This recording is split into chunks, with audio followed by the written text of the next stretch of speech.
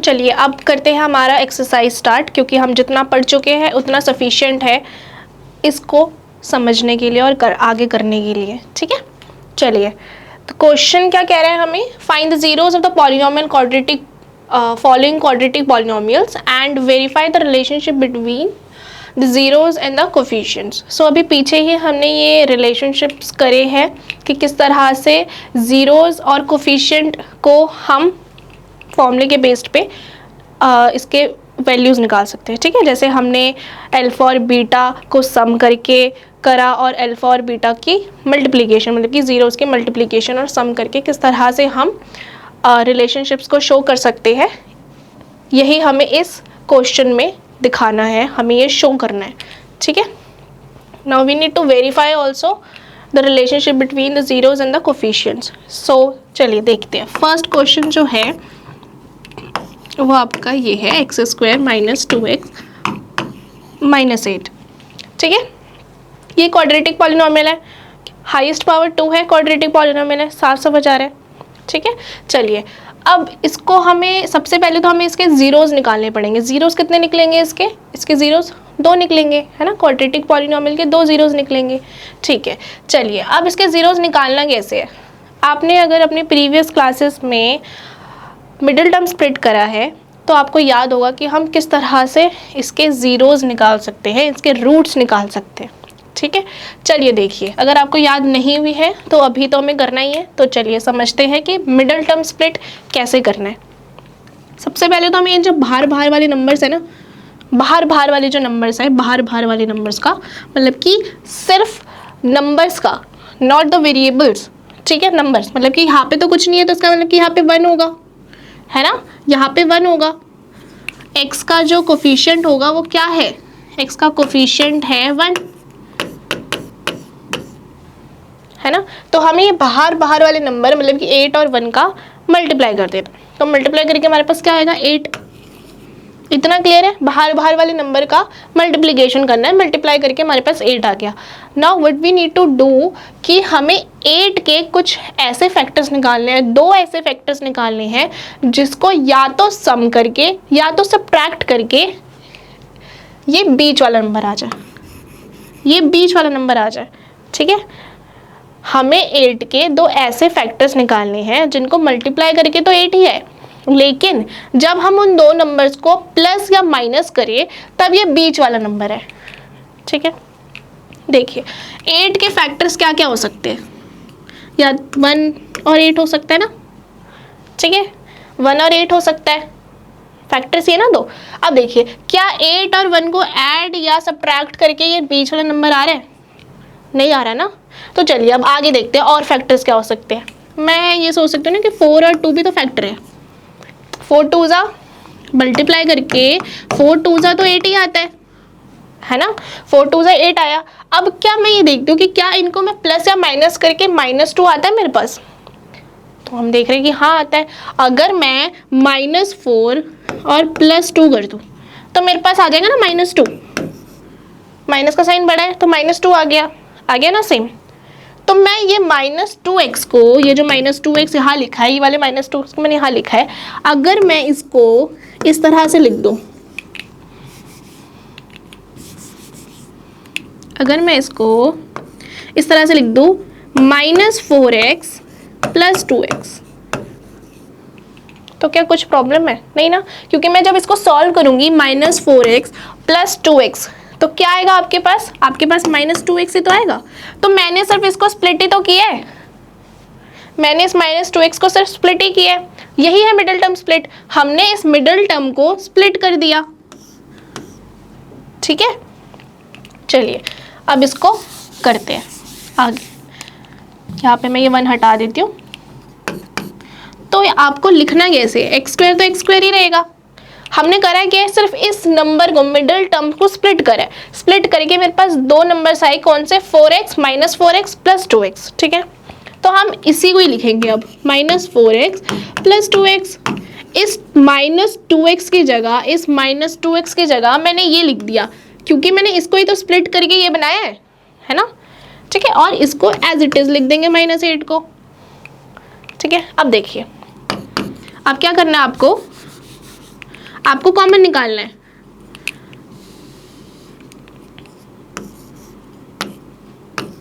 आपको कॉमन निकालना है, आपको इन दोनों में से कॉमन निकालना है और इन दोनों में से कॉमन निकालना है, ठीक है। तो इन दोनों में से कॉमन क्या निकलेगा आपके पास, x, है ना। इन दोनों में से तो आपके पास सिर्फ x कॉमन निकलेगा ना, और तो कुछ कॉमन है नहीं। तो x कॉमन निकल गया तो यहाँ के अंदर क्या रह जाएगा, x माइनस 4, ठीक। आगे देखो, प्लस, ये वाला प्लस मैंने यहाँ लगा दिया। अब इन दोनों में से जो कॉमन निकलेगा वो निकालना हमें। तो कॉमन क्या निकलेगा, 2 कॉमन निकलेगा ना इन दोनों में से, तो 2 ही कॉमन निकल सकता है, और तो कुछ नहीं है कॉमन निकालने वाला इसमें से, x तो है नहीं इसमें, तो 2 ही कॉमन निकलेगा। अब देखिए इसमें जब कॉमन निकालेंगे हम अंदर से, तो यहाँ पे तो सिर्फ x रह जाएगा, ये माइनस था, ये माइनस, एंड ये क्या आ जाएगा, 2 4 सा 8।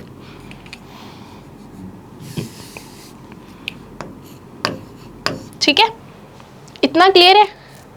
ध्यान रखिएगा कि जब आप ये सॉल्व कर रहे हो और आपके जो ब्रैकेट्स आए ना 2, इनके अंदर जो नंबर्स आए हैं, जो वैल्यूज आई है x माइनस 4, x माइनस 4, अगर ये सेम है तो इसका मतलब कि आपका आंसर सही है, और अगर ये सेम नहीं आया तो उसका मतलब कि कुछ गड़बड़ किया आपने, फिर तो आपको फिर रीचेक करना पड़ेगा कि आपने क्या गड़बड़ कर दी ऊपर। चाहे फिर वो यहाँ पे प्लस क्यों ना आ जाता, अगर ये x माइनस 4 होता, ये x प्लस 4 होता, तो भी आपका गलत हो जाता। बिल्कुल एज इट इज सेम आने चाहिए, ये दोनों ब्रैकेट्स के अंदर जो नंबर्स हैं वो हमेशा सेम आने चाहिए, ठीक है।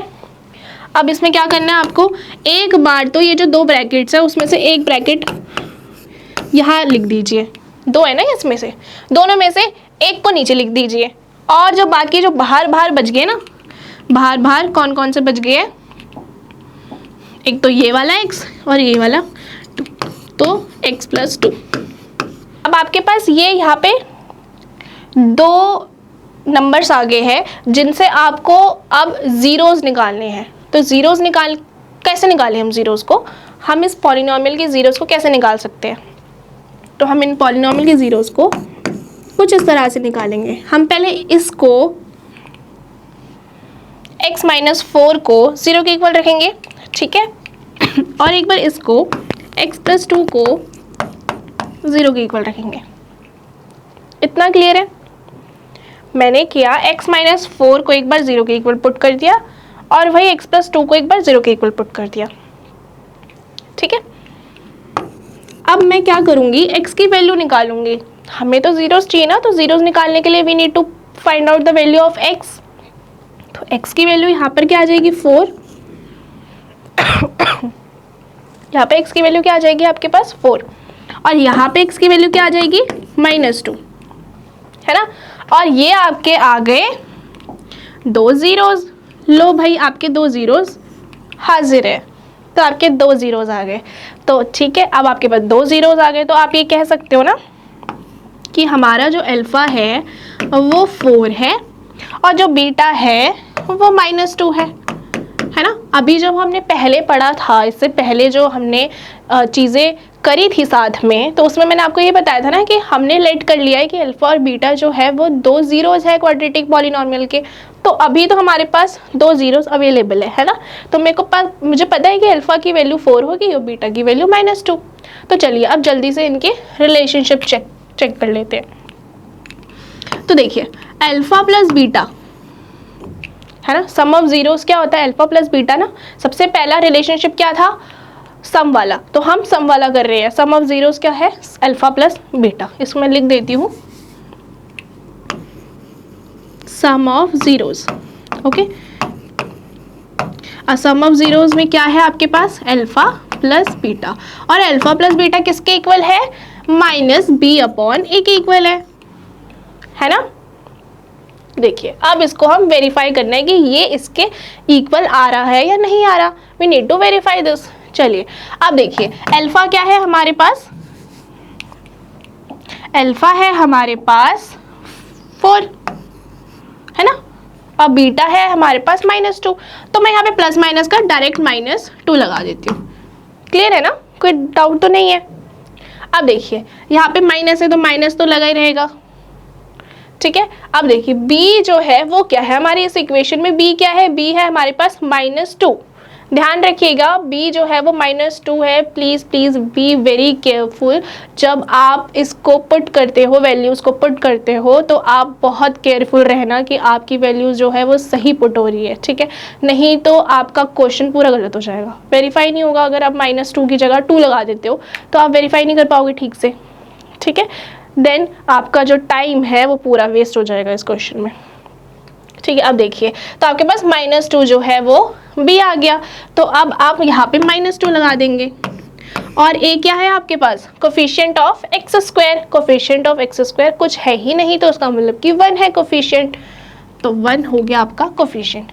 अब देखिए 4 - 2 को आप जब 4 में से जब आप टू को माइनस करेंगे तो आपके पास 2 आ जाएगा, ठीक है। और इसमें भी देखिए माइनस माइनस प्लस है ना, माइनस माइनस प्लस हो गया तो 2 रह गया, हो गया वेरीफाई। तो भाई ये वेरीफाई हो गया। Done, done with this question. चलिए अब नेक्स्ट क्वेश्चन पे चलते हैं। चलिए अब हमने सम कर लिया, सम ऑफ जीरोस कर लिए, अब हमें प्रोडक्ट ऑफ जीरोस भी करने हैं इसी की। तो प्रोडक्ट ऑफ जीरोस भी कर लेते हैं फर्स्ट क्वेश्चन का।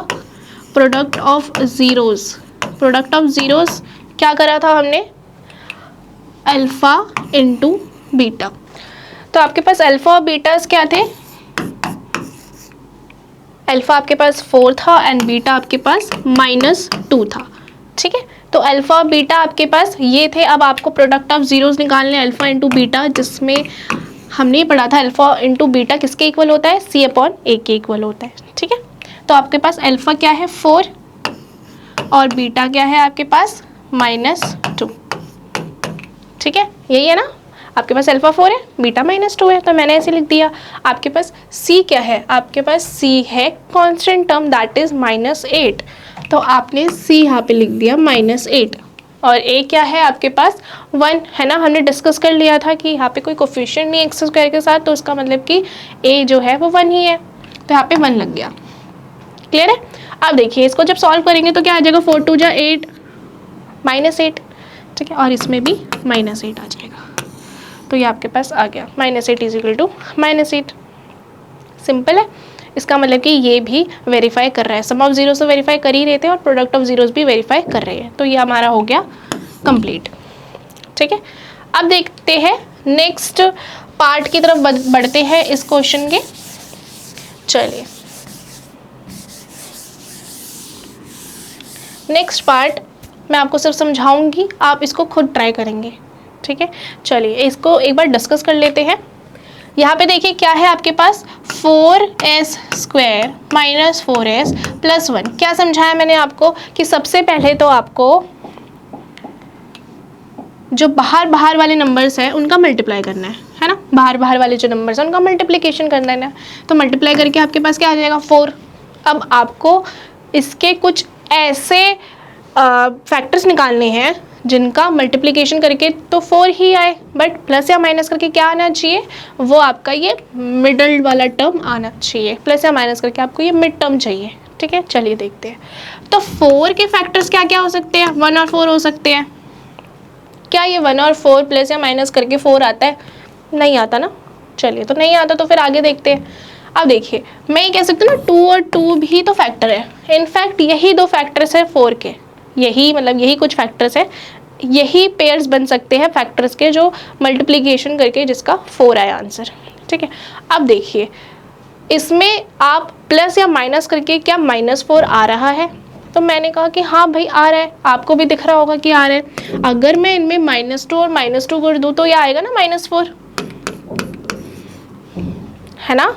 तो -4 आ रहा है और मैं इससे -4s को मैं इस तरह से लिख सकती हूँ ना, -2s -2s, ठीक है, -2s।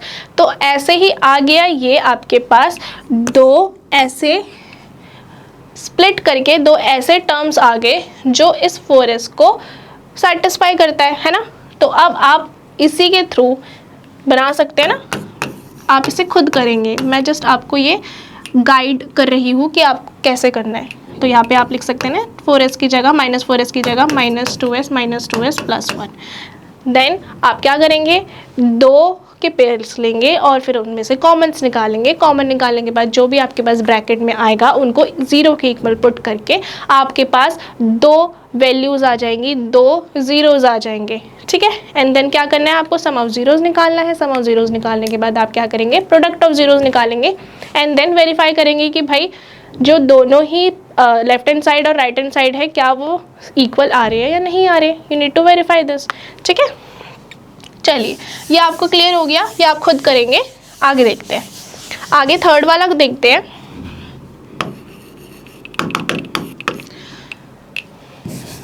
थर्ड क्या है आपके पास, 6x² minus 3 minus 7x।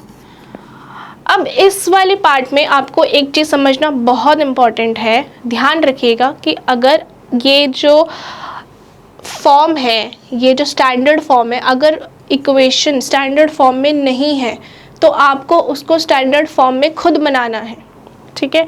You need to remember this point very carefully, ठीक है। आपको अगर ये दिख रहा है कि ये देखिए 7x जो है वो तो यहाँ होना ही नहीं चाहिए, वो तो यहाँ होना चाहिए, है ना। हमने ये पढ़ा है ना, इंक्रीजिंग में होना चाहिए तो डिक्रीजिंग में होना चाहिए। और मैंने आपको बताया था कि हम ज़्यादातर जो है वो डिक्रीजिंग ऑर्डर में ही लिखते हैं स्टैंडर्ड फॉर्म को। तो यहाँ तो ये उल्टा सीधा हो गया ना, तो हमें उल्टा सीधा नहीं चाहिए, हमें इसको ठीक से लिखना है। तो अब हम इसे ठीक से लिखेंगे स्टैंडर्ड फॉर्म के अकॉर्डिंग, तो हमारे पास आ जाएगा 6x² माइनस 7x माइनस 3, ठीक है। इतना क्लियर हो गया आपको कि यहाँ पे मैंने इसको स्टैंडर्ड फॉर्म में बना दिया, ठीक है। स्टैंडर्ड फॉर्म में इसको बना दिया है। अब देखिए आगे इसे सॉल्व करेंगे हम, है ना।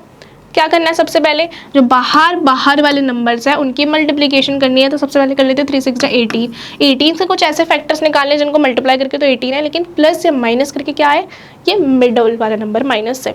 चलिए देखते हैं, तो 3 से 6 को करते हैं, तो 3 6 18 होता है ना, लेकिन प्लस या माइनस करके क्या 7 आ रहा है, नहीं। प्लस करेंगे 9 आएगा, माइनस करेंगे तो क्या आएगा, 3 आएगा, तो नहीं आ रहा। अच्छा देखिए 2 और 9, अरे हाँ आ रहा है, 2 और 9 से तो आ रहा है ना, दिख रहा है आपको। 2 और 9 जो है वो फैक्टर है, 2 और 9 मल्टीप्लाई करके 18 भी बनाते हैं, एंड प्लस या माइनस करके ये वाला नंबर ज़रूर आएगा। कैसे, अगर मेरे पास चाहिए, मेरे को -7 चाहिए ना, यहाँ पे जो नंबर है वो -7 है, तो मैं कैसे -7 ला सकती हूँ, मैं बड़े वाले नंबर को माइनस में वो कर सकती हूँ ना, -9 लिख सकती हूँ एंड इसमें प्लस लगा सकती हूँ, है ना। तो अब आ जाएगा ना -7, ठीक है, क्लियर है, -7 आ गया। अब मैं क्या करूँगी, 6x² और ये -7x को क्या लिखूँगी, +2x माइनस 9x, क्योंकि मैंने इसके स्प्लिट कर दिया, इसको मैंने स्प्लिट कर दिया, ठीक है। अब क्या करना है, आपको 2 के पेयर्स लेने हैं और फिर उनमें से कॉमन निकालना है। इन दोनों में कॉमन क्या दिख रहा है, 2 और x। अब क्या रह जाएंगे अंदर, आपके ब्रैकेट के अंदर रह जाएंगे यहाँ पे 3x + 1, है ना। आपके ब्रैकेट के अंदर 3x + 1 रह गया। आगे देखिए इन दोनों में से कॉमन क्या निकलेगा, 3 कॉमन निकलेगा, तो अंदर क्या रह जाएगा, 3x।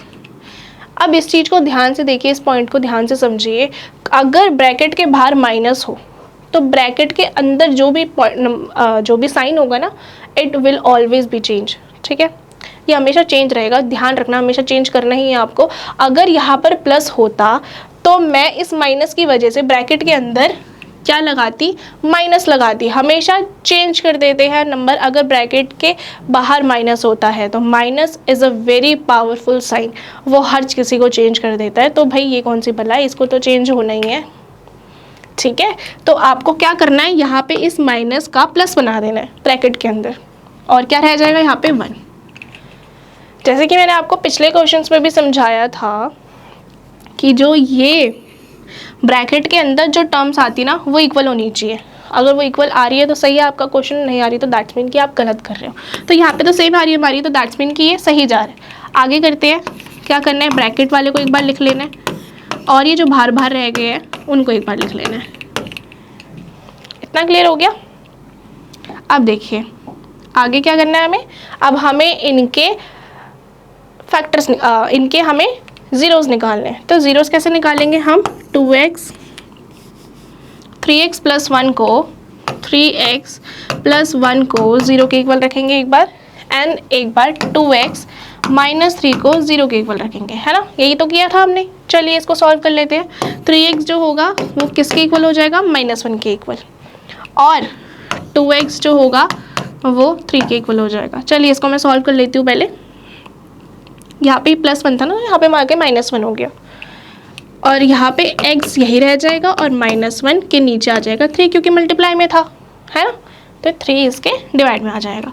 ऐसे ही जो x है यहाँ पर वो यहीं पे रह जाएगा, और जो 2 है वो डिवाइड हो जाएगा, है ना, तो 3/2 आ जाएगा। नाउ आपके पास आपके 2 ज़ीरोज़ हाजिर है, आपके 2 ज़ीरोज़ आ गए। This is your alpha, this is your beta. चलिए अब इसी से हम क्या निकाल सकते हैं, हम अल्फ़ा प्लस बीटा निकाल सकते हैं, है ना। अल्फ़ा प्लस बीटा निकाल लेते हैं, मतलब सम ऑफ ज़ीरोज़ निकाल लेते हैं। मैं यहाँ पे निकाल के दिखा देती हूँ आपको। अल्फ़ा प्लस बीटा किसके इक्वल होता है, -b/a के, है ना। अल्फ़ा प्लस बीटा, अल्फ़ा क्या है आपके पास, यहाँ पे लिख देती हूँ मैं, अल्फ़ा आपके पास है -1/3, और बीटा है आपके पास 3/2, राइट। चलिए इसे सॉल्व कर लेते हैं एक बार। -b/a, अल्फ़ा क्या है आपके पास -1/3, बीटा क्या है आपके पास 3/2, -b क्या है, ध्यान रखिएगा कि आपने अब अपने इक्वेशन को चेंज कर दिया है, आपने एक स्टैंडर्ड फॉर्म में इसको मेंटेन किया है, तो इसलिए इसकी जो वैल्यूज़ है, इसके जो नंबर्स है वो चेंज हो गए हैं। तो आपको अब ये वाली इक्वेशन नहीं देखनी है, आपको ये वाली इक्वेशन देखनी है, याद रखिएगा, गलत मत कर देना, ठीक है। गलत कर देते हैं बच्चों की वाली इक्वेशन दिखती है और b वो लगा देते 3 और हो गया पूरा क्वेश्चन गलत। Please don't ever do this, थोड़ा केयरफुल रहिए, थोड़ा देख कर करिए, ठीक है। तो आपके पास b क्या आ जाएगा -7, ये वाला माइनस यही रहा, और यहाँ आ जाएगा -7।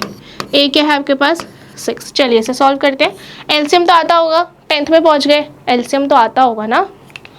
चलिए देखते हैं, तो एलसीएम लेते हैं, 3 2 6, डिवाइड करते हैं, 3 से डिवाइड करेंगे इसको तो क्या आ जाएगा 2, 3 से 6 को डिवाइड करेंगे तो 2 आएगा ना, 2 से मल्टीप्लाई करेंगे तो -2, प्लस 6 से 2 से 6 को डिवाइड करेंगे तो क्या आएगा आपके पास 3, और 3 से 3 को मल्टीप्लाई भी करना है ना, 3 से 3 को मल्टीप्लाई करेंगे तो क्या आ जाएगा आपके पास 9, और यहाँ पे करेंगे माइनस माइनस प्लस, तो ये रह जाएगा सिर्फ 7/6। इसको सॉल्व करें तो आपके पास ये भी 9 में से 2 गया तो 6 आ जाएगा, 9 में से 2 गया तो 7 आ जाएगा, एंड अपॉन में 6 तो था ही पहले से। तो देखिए ये हो गया सेटिस्फाई, सम ऑफ 0 तो सेटिस्फाई हो गए। Alpha plus beta is equal to -b/a, तो ये तो सेटिस्फाई कर गया क्योंकि LHS इक्वल टू RHS आ गया। चलिए अब हम कर लेते हैं अल्फा इंटू बीटा, ठीक है। अल्फा क्या है हमारे पास -1/3, इसको मैं c/a के इक्वल है ना, चलिए यहाँ से कर लेते हैं, -1/3 इंटू 3/2, यही है ना। अल्फा और बीटा मैंने लिख दिया।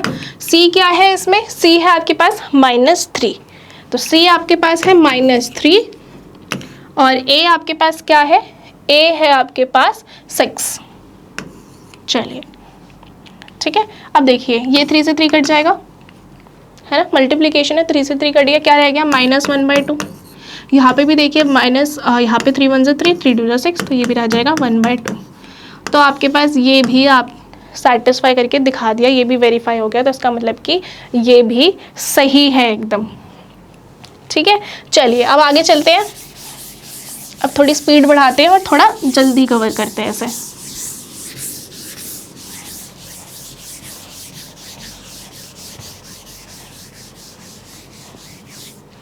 देखिए अब फोर्थ देखिए, 4u² + 8u, इसमें तो भाई कांस्टेंट टर्म है ही नहीं, है ना, कांस्टेंट टर्म तो है ही नहीं, मतलब कि ax² + bx + c, इसमें c ये वाला तो है ही नहीं, है ना, तो कोई बात नहीं। अब हम इसमें क्या कर सकते हैं, इसमें हम कॉमन निकाल सकते हैं ना, डायरेक्ट हमें दिख रहा है कि इसमें कॉमन निकल सकता है, तो कॉमन निकाल लेंगे हम सीधा सीधा। 4 दोनों में से कॉमन निकल सकता है, 4u, ठीक है, तो मैंने कॉमन निकाल लिया। अब देखिए इसमें क्या बच जाएगा u, और इसमें क्या बच जाएगा 2, है ना, ये बचेगा ना। अब आपके पास एक ये टर्म आ गई और एक ये आ गई, मतलब इनको अब आपको इक्वल पुट करना है, किसके 0 के इक्वल पुट कर देना है। u + 2 भी 0 के इक्वल पुट हो जाएगा, ठीक है, इजी है तो क्वेश्चन बहुत। u क्या हो जाएगा 0/4, क्या आएगा 0 ही आएगा। इसमें भी क्या आ जाएगा, ये 2 इधर जाके -2 बन जाएगा। तो आपके पास अल्फा बीटाज आ गए। आपके अल्फा बीटा क्या निकले हैं, ये आपका अल्फा निकल गया और ये आपका बीटा निकल गया। चलिए जल्दी से sum of zeros and product of zeros कर लेते हैं। तो अल्फा प्लस बीटा क्या किसके इक्वल होता है, -b/a के। अल्फा क्या है आपके पास 0, बीटा क्या है आपके पास -2, तो मैंने डायरेक्ट -2 लगा दिया, प्लस माइनस -2, ठीक है, माइनस लगाया। b क्या है आपके पास, b आपके पास आ गया 8, है ना, क्योंकि ये आपके पास 8 है, ठीक है ना, कांस्टेंट टर्म जो है वो नहीं है, बस ये b तो है ना, तो b आपके पास 8 आ गया और आपके पास a क्या है 4। चलिए तो ये 0 - 2 तो 0 -2 रह जाएगा और यहाँ से ही कट के 2 आ जाएगा, तो ये भी सेटिस्फाई हो गया। चलिए अब आगे बढ़ते हैं, प्रोडक्ट ऑफ ज़ीरो निकाल लेते हैं, अल्फ़ा इंटू बीटा जो कि इक्वल होता है c/a के। अल्फ़ा इंटू बीटा मतलब अल्फ़ा 0, बीटा क्या है -2। c तो हमारे पास कुछ है ही नहीं, इतने देर से यही डिस्कस कर रहे हैं कि कांस्टेंट टर्म तो है ही नहीं इस इक्वेशन में, तो कांस्टेंट टर्म नहीं है तो 0। और a क्या है हमारे पास, a हमारे पास था 4, ठीक है, a हमारे पास 4 था, तो ये 0 से इंटू होगा तो 0 आ जाएगा और ये 0 से डिवाइड होगा तो ये भी 0 आ जाएगा। तो ये भी भाई LHS और RHS दोनों ही सेटिस्फाई कर रहे हैं। चलिए आगे चलते हैं।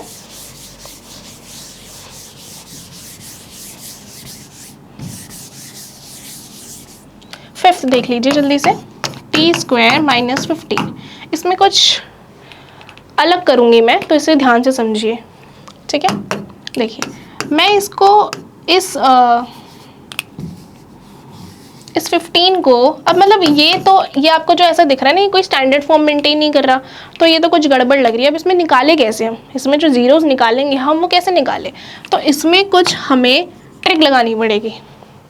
क्या मैं इस 15 को √15 का होल स्क्वायर लिख सकती हूँ? अरे भाई ये क्या हो गया, ऐसा कैसे कर दिया आपने।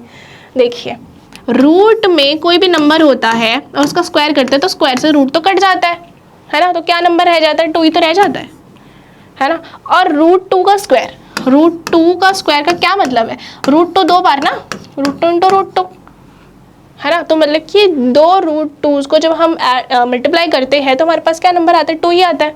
ऐसे ही कोई भी ऐसा नंबर, किसी भी नंबर का जब हम रूट का मल्टीप्लाई करते हैं ना, सिमिलर नंबर्स के रूट के तो मल्टीप्लिकेशन करते हैं, चाहे वो जितना मर्जी बड़ा नंबर हो, 91 हो, ऐसे हम मल्टीप्लाई कर रहे हैं तो हमारे पास जो आंसर आएगा ना वो 91 ही आएगा, क्योंकि स्क्वायर और रूट तो कट जाते हैं।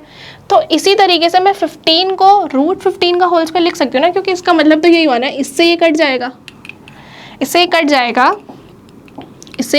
तो क्या आएगा, 15 ही तो आएगा। अब मैंने करा क्यों, इससे क्या हुआ, इससे मेरे पास एक फॉर्मूला बन गया। कौन सा फॉर्मूला बन गया, a² - b², राइट, ये वाला फॉर्मूला बन गया ना मेरे पास। और ये वाला फॉर्मूला बन गया तो इसका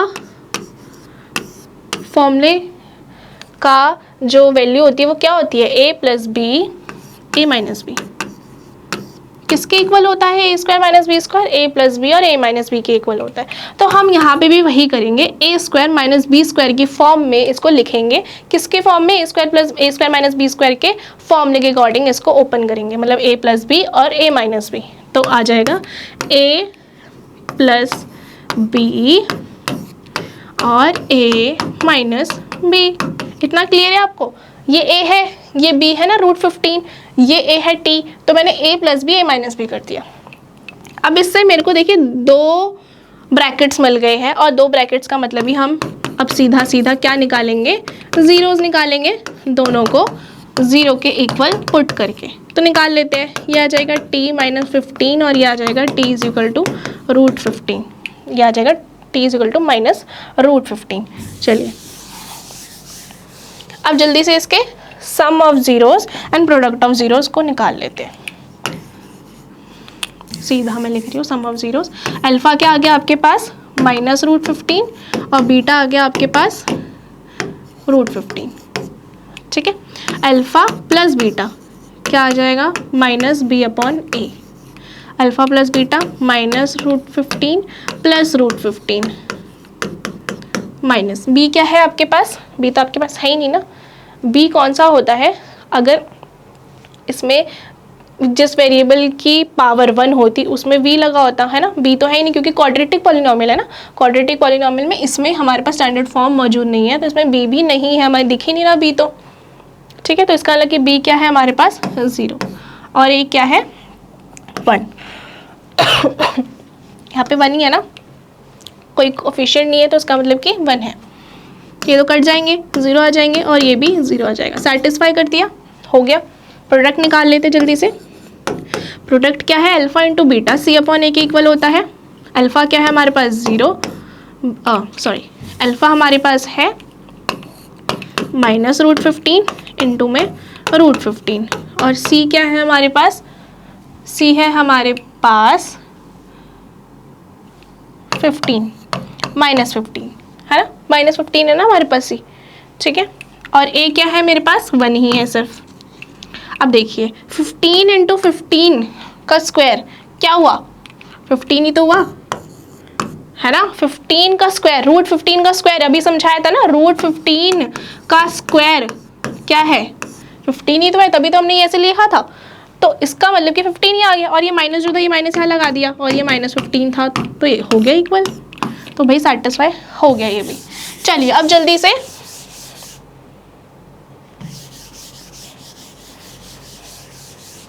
आगे बढ़ते हैं। ये वाला क्वेश्चन आप खुद कर सकते हैं, खुद ट्राई करिएगा।